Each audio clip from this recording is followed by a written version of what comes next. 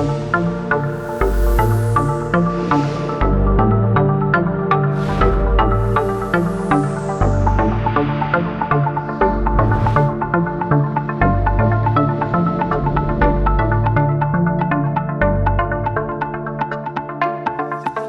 you very much, and thanks for being here, both in person and online.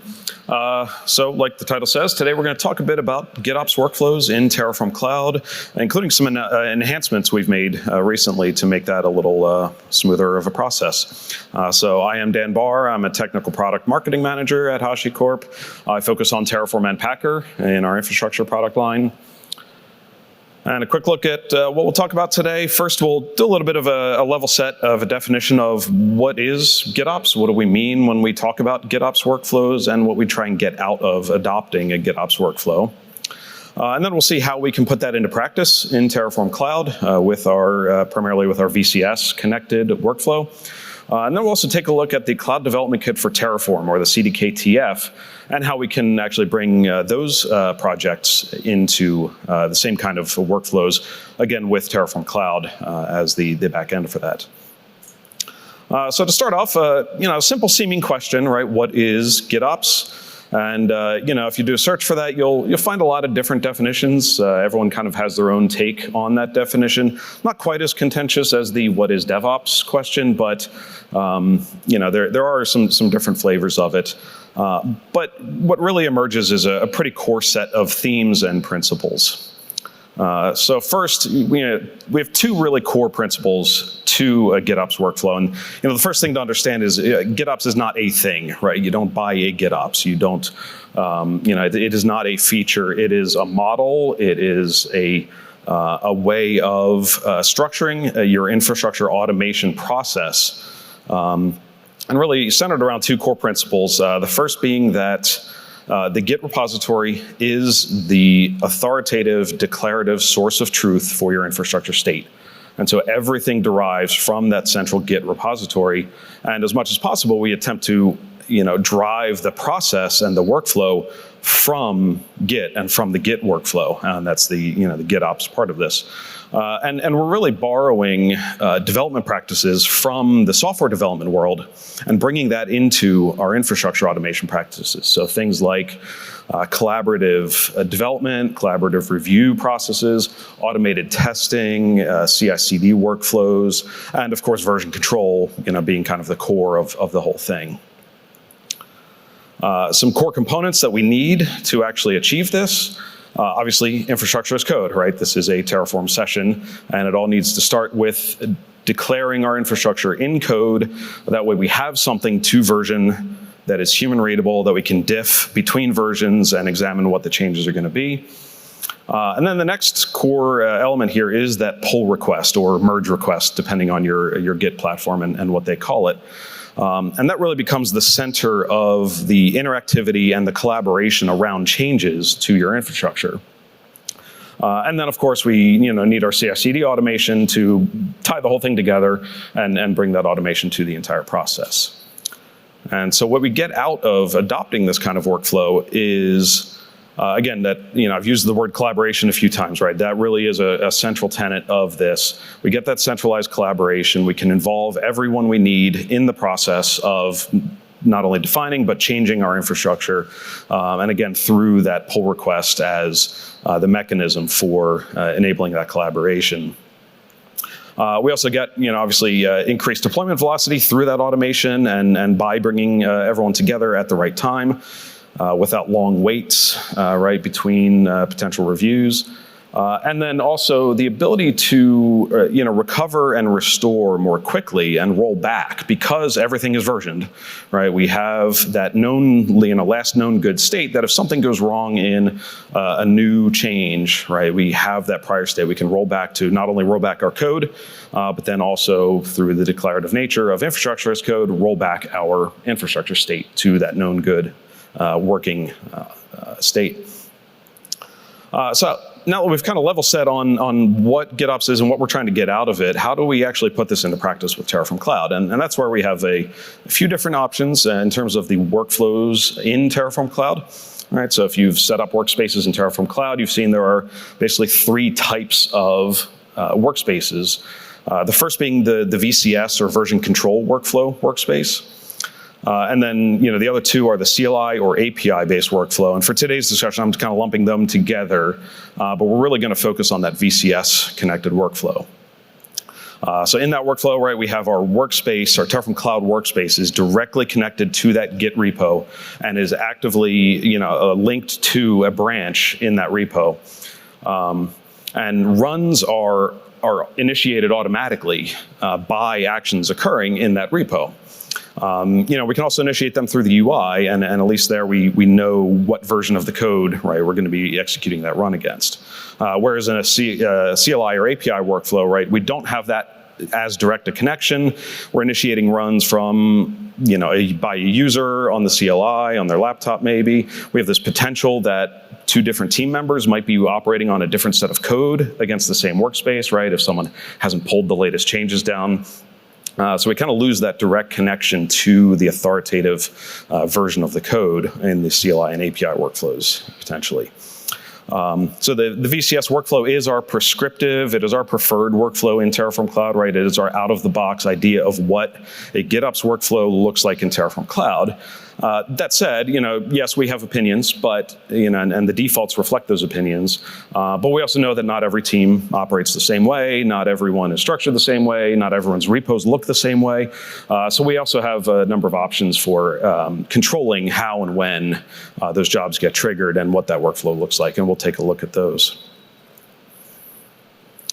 So this is at a very high level what that standard VCS workflow looks like. So we start with our supported version control provider integrations to hook up to that workspace. We start with opening a feature branch to make some changes. And then, once we're ready to review and potentially merge those changes, that's where the pull request gets opened.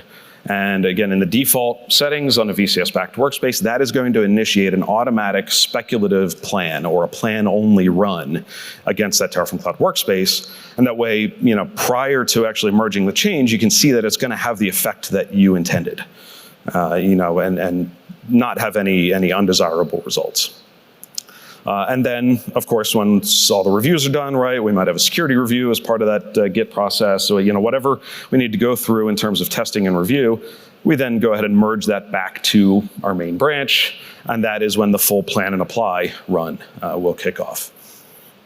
Now, I mentioned that automatic speculative plan in the past. So, getting into some of the enhancements we've made. In the past, the only place to actually see the results of that automatic speculative plan was on the pull request itself. So if you wanted to see the history of those, you kind of had to dig through all the old closed pull requests. But we're happy to now also show those plans in the main run list in your Terraform workspace. So those now show up alongside all of your other runs. And so you don't have to go, again, digging through those old pull requests necessarily to see all those prior speculative plans. It also opens up a new feature, which is the capability to actually go ahead and rerun that same plan against a different version of Terraform in your workspace. And so that way you can kind of preview the effect of upgrading your Terraform version without any surprises there as well. So I mentioned, we can kind of customize how we trigger runs. So these are the main mechanisms for that, right? In the default workflow, right, a change in the working directory for our workspace is always going to trigger the run, right? But then, we know, kind of a pattern that we see in the wild, right? And it's not necessarily our recommended pattern, but we see a lot of mono repo patterns in the wild, right? A single large repository that may contain many different workspaces. And so, we know they exist and we want to be able to support those as well. So we also introduced, we have had for a while the ability to also trigger a run based on path prefixes. So if you have code elsewhere in a repository that's outside the working directory of the repository that also needs to trigger a run, we have that. We've also introduced some new capabilities to do glob-based patterns around that now.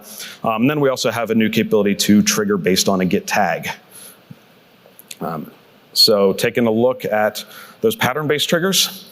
So now instead of just a static prefix for a directory to watch, We can use glob style syntax. So this would be similar syntax to what you do in a git ignore file, right? So we can use the double star to indicate any number of potential subdirectories, or potentially, like in this example, only look at changes in start.tf files, because I don't care if someone changes the README in a module that is part of the mono repo.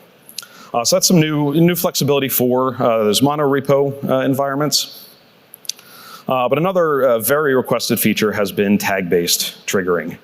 And the ability to not always initiate that plan and apply that full run on any merge to our branch, but instead wait for a tag to be published against it. And so we've introduced that as well recently. You'll see this in the version control settings of your workspaces. We have some default options there to look for a semantic versioning style pattern, or you can supply your own custom regex that fits however, whatever your style is for tagging resources. So let's take a look at this in action. And before this starts, I just want to set up something you can see here that's highlighted in purple, and this is a very common pattern.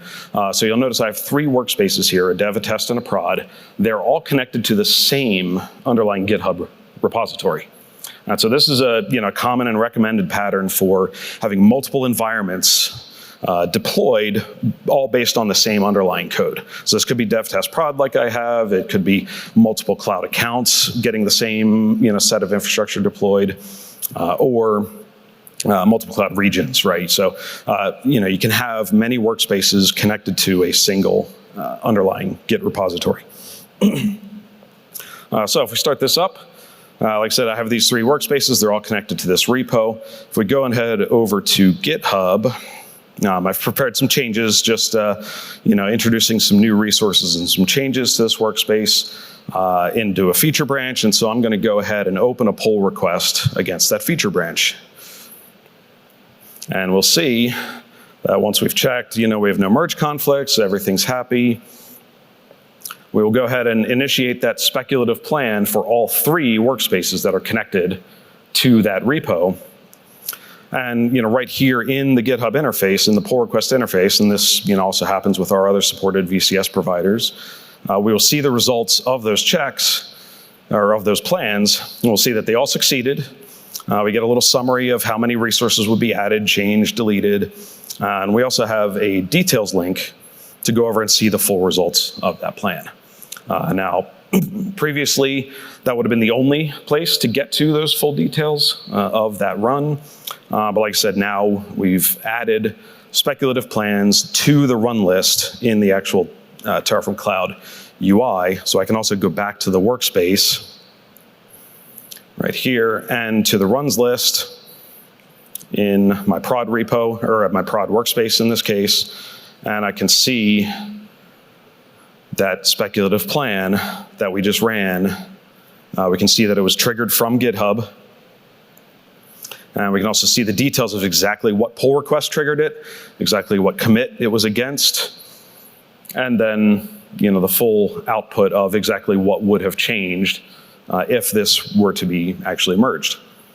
So let's say we're ready to merge this, right? Everything looks good, we're happy with it. If I merge this right now, it's going to be applied right away to all 3 workspaces. And maybe I want to be a little more controlled in how I release to prod.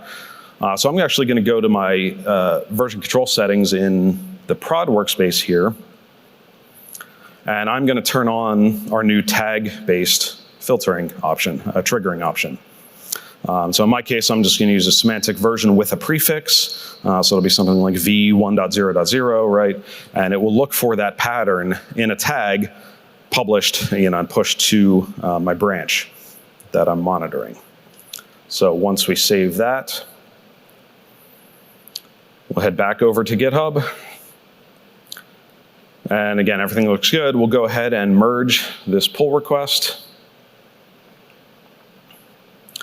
And what we'll see happen back in the Terraform Cloud workspaces list is that our dev and test workspaces have automatically kicked off their plan and apply run, but prod has not. Prod is waiting for that tag pattern that it's looking for now. So now we can kick the tires on things, make sure dev and test look okay, let it bake for a few hours, few days, whatever our process needs, and then wait and maybe for a maintenance window and wait to apply that tag for the prod trigger. So I'm going to do that over here in GitHub. In GitHub, I'm actually going to publish a release, and releases and tags are kind of linked together in GitHub. So I'll pick my branch. I publish a new v2.0.0 tag that'll match that semantic versioning with a prefix pattern that I set up. We can give some release notes here, let other people know what has gone on with this. And we'll see that as soon as I publish this tag and this release, we will see the prod workspace has now kicked off its run, and we've been in total control of exactly when that happened, thanks to that tag publishing. So that is the kind of standard VCS workflow in Terraform Cloud. Switching gears a little bit, I want to talk some about the CDK-TF. So this is the cloud development kit for Terraform. And we'll see how we can adopt those same kinds of patterns in Terraform Cloud for projects that are using the CDK-TF as well. And these can, some of these techniques can apply to HCL-based projects as well. But a little bit of background on the CDK-TF, right? It is a toolkit that allows developers to use their familiar programming languages, so like TypeScript, Python, Java, C#, and Go, to define infrastructure. Still, with access to the entire Terraform ecosystem of modules and providers in the registry, but they can now use their preferred programming language instead of HCL. All right, so I won't go into too much detail on the CDK itself. Right, we have a lot of materials out there about it. We did a webinar recently in August that went into much more depth on it. So if you're interested, definitely check that out. And also, if you caught Cole's session yesterday, he went into a lot of depth there too. But the idea is we write this application code in the programming language, and it gets synthesized into Terraform-compatible JSON. And so that's the key part of the process we're going to take advantage here in this GitOps workflow, because that code that is synthesized down can be directly consumed by Terraform or Terraform Cloud. And also a note there that as of version 0.12, which was released just in the beginning of August, the CDK-TF is now GA. So it has moved out of its beta phase and it is now GA. So similar to the standard workflows, we have two kind of choices here of how we could integrate a CDK-TF project. The one is using that version control workflow, where we're going to automate that synthesized process via pre-commit hook or GitHub action is what I'll use in this case. And then we're actually going to publish that synthesized JSON right back to the repo, and that will be the working directory and the repo that my Terraform Cloud VCS workspace is watching. And then we'll also take a look at another option here too. As part of the GA release, when they released version 0.12, the CDK-TF team also released a new GitHub action specifically for the CDK-TF. They published that to the GitHub Actions marketplace, so that's out there too. So we'll take a little bit of a look at that one too. That one is technically, because it's actually running the CDK processes itself in the GitHub action, that one's technically an API-based integration, but again, because it's all running in the context of GitHub, we still have that kind of direct link to the code and to the specific version of the code that we want to be operating on. So some more demo. We'll see more of this in action. Here this is a very, very simple CDK-TF application. It's using TypeScript just to set up the AWS provider and deploy a single EC2 instance, right? So. But a key part here is, so I'm going to show the GitHub action first. And because that's an API-based workspace, I need to define the cloud backend. in this project. And so that would be equivalent to using the cloud block, the cloud backend block in an HCL project, right, to connect it to a workspace in Terraform Cloud. Now looking at our GitHub workflow files, these are what define the GitHub actions. The first one here is going to trigger on pull requests. And what it's going to do, this setup code here was all taken right from the CDKTF GitHub action README file, right? So that's all documented there for you. And then we're going to run that new action. And it supports a few different modes. So we're going to run on a pull request, a new or updated pull request. We're going to run that plan only mode. So again, that aligns to the automatic speculative plan that a VCS connected workspace would do. But instead, we're now doing it in the context of a GitHub action. The second action I've defined here is going to happen when a merge happens into my main branch, or a direct push, which we would never, of course, directly push to main, right? We'd never do that. But it will fire in that case too. But instead of, it's going to do all the same setup. Instead of the plan only mode, we're going to run an apply auto approve mode. So that is, again, going to automate that full plan and apply run once we've merged back. So those are the two actions that I've set up on this project. GitHub will read those once the code is checked in. We can see here I have my workspace that is handling this project. You'll note it is not a VCS-backed workspace. It's not directly connected to a repo. But I am using remote execution mode, right? Because I want the run to actually occur in the Terraform Cloud environment, take advantage of all the features of Terraform Cloud, like RBAC and the audit trail and policy as code, and our new continuous validation features that we announced this morning. So we're still get all that power, even using this GitHub action workflow with a CDK project. So again, I've got a few changes prepped here. And we'll go ahead and open that pull request. And now instead of seeing that direct Terraform Cloud integration take flight, we're going to see the GitHub action that I defined to run the plan and basically do the same thing that the VCS workflow would do and comment those results back to the pull request. So we see that actions, the details of that action running. We see it sets up the prerequisites, sets up the CDKTF environment, and then starts the plan, including connecting to the Terraform Cloud workspace to actually execute the plan in the cloud environment. And so once that's done, we get a very similar result here, right? We see the plan succeeded, we had no errors, and we also get a link out to, again, the full plan run details and what those full results were. But again, I can also now get to that right from the workspace runs list too. And so we can see that was initiated by the GitHub action. Once again, it's time to merge, right? Everybody's happy, everything looks good. We'll go ahead and merge that, and we'll see that second GitHub action now take effect. And back on our workspace, we'll see that our full plan and apply run now kicks off. So that's the GitHub action. And that's great, we're still taking advantage of everything in Terraform Cloud. But we've lost that really direct, that VCS-backed integration of a VCS-backed workspace. So, what can we do to maybe still use the VCS, direct VCS integration, even with the CDKTF project? So that's what we'll do here. So we'll see in this case, I've got a workspace that is connected to the repo. So this is a VCS-backed workspace. Importantly, I have set the working directory to the cdktf.out directory /stacks, and then / the stack name. And in the CDKTF parlance, stack is basically a related set of resources. You can think of it like it basically maps one-to-one to a Terraform working directory state file, right? So that stack name, we need to watch that CDKTF out directory because that is where the JSON code is synthesized to when we run the synthesis. Again, this is the same TypeScript project. The one difference is because this is a VCS-backed workspace, I no longer need the cloud backend block because we're directly integrating into Terraform Cloud there.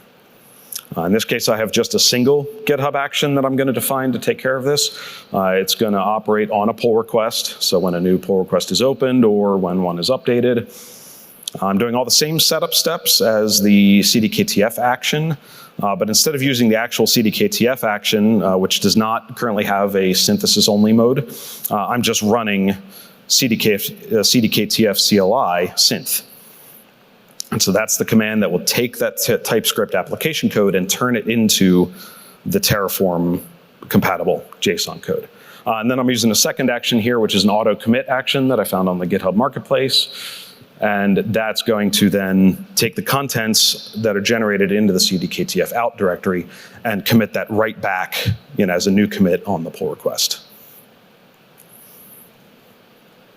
One important thing to note here in our git ignore file. So when you initialize a new CDKTF project, it generates the git ignore file for you as well. Normally, the CDKTF out directory is in the git ignore file. For this workflow, we need to make sure it actually gets checked back into the repo. So I needed to comment that out of the git ignore to make sure it gets captured on that commit, because that's how we're actually enabling this VCS-backed workflow. And then just a quick look here. This is what the synthesized JSON looks like. Right? It represents the end result of that application code.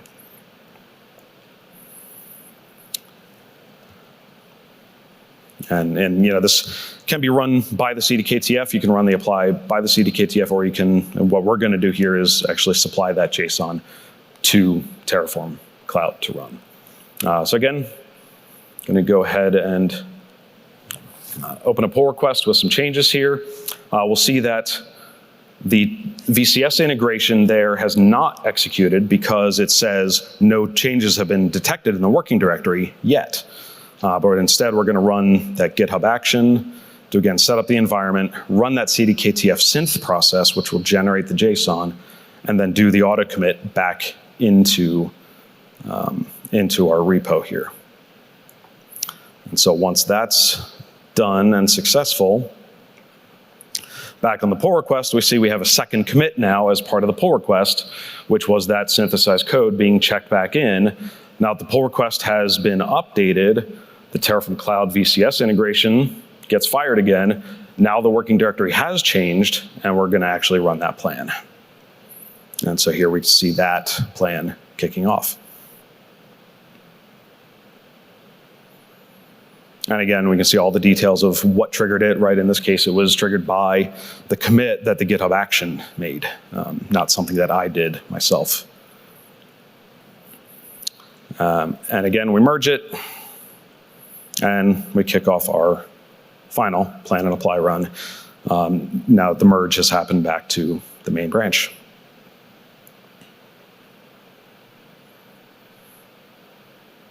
And so that's how we can kind of take a CDKTF project, right, and still use a VCS-backed workflow with just a little bit of automation wiring through that GitHub action, and get that same kind of experience that we do with an HCL project, also with a CDKTF project. So that's about my time. Some resources to learn more. We have a lot of, if you haven't been to the HashiCorp Learn site, you really need to. It's a lot of great tutorials. We have tutorials out there on Terraform Cloud and VCS-backed workspaces there, and also on the CDKTF, right? So you can get started with CDKTF projects, the docs as well. I would also say, if you saw the keynote yesterday, the developer.hashicorp.com site now has Terraform included on it as well, and so that's kind of consolidating down all the tutorials and docs into one place. So that's a great place to start too. And then, of course, head over to app.terraform.io to get started with Terraform Cloud. You can get started for free there and, check out some of these potential workflows. So again, that's my time. I will, hang out for those in person. I'll hang out in the hallway for questions. I'll also be down in the infrastructure booth at the HashiCorp Zone most of the afternoon. So thank you.